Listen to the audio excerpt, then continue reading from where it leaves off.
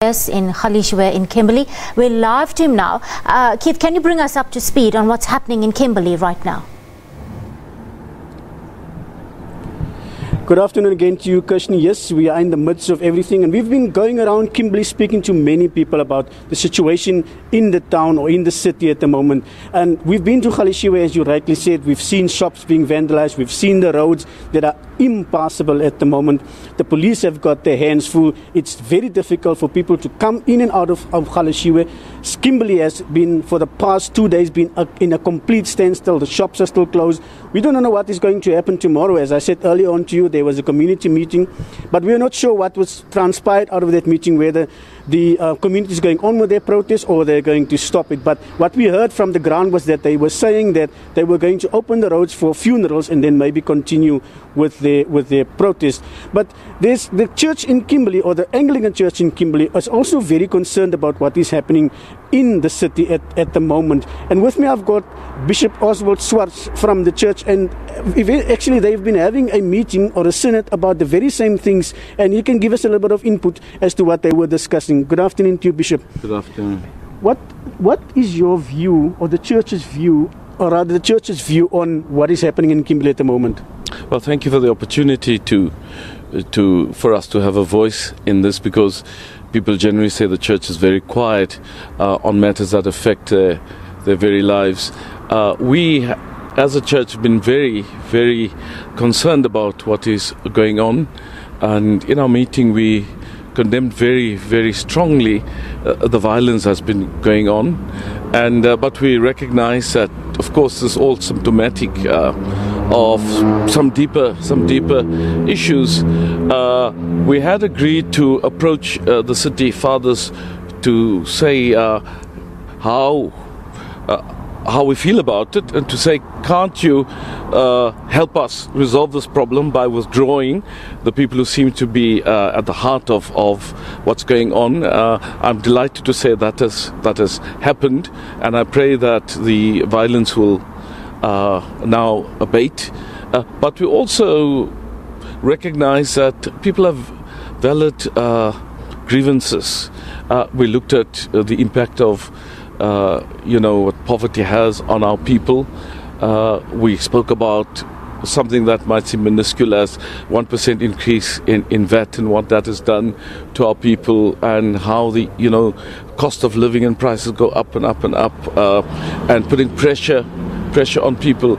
So what we are grappling with is how best to be a vehicle between two warring parties, to bring people together to the table, to talk about peace, lasting peace, about real solution, not just stopping the trouble, but saying this is how best we can go forward. This is what we can put on the table. When people are angry, they do not hear very well.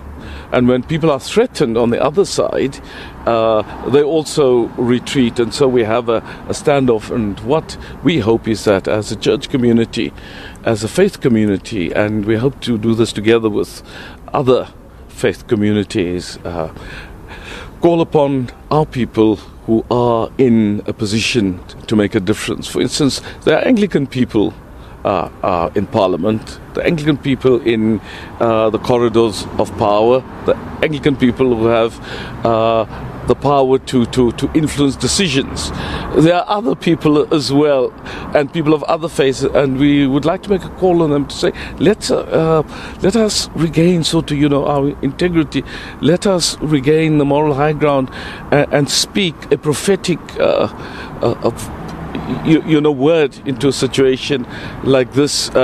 We've all also agreed that we seem to be doing the sort of catching up, running after this and be reactionary, but we're hoping that the things we put in place, the things we talk about, will put us in a better position, not just to respond to trouble issues, but actually to be able to identify and help to prevent crises like these. We're really, really sad that it's disrupted the lives of so many of our people, and we just pray to God that sense will prevail soon. That was Bishop Oswald Swartz from the Anglican Church here in Kimberley, Kirshni. And just a little bit of information. We tried to get to speak to the Police General Shivuri from the Police Commissioner in the Northern Cape during this slot, but unfortunately he couldn't make it. He was in Carnarvon and flying back, but he promised to speak to us tomorrow, so hopefully we can get him live so that he can sort of give us a perspective from what it's the police doing. And he wants to also maybe get through to the communities, because I think he's going to have a meeting with some of the community leaders involved in the marches and organizers to sort of try and find a way that they can quell the situation very, very soon. Kirshni? Keith, you've been monitoring this story for the past few days. What's the mood right now as we approach nightfall, the mood of protesters and community members?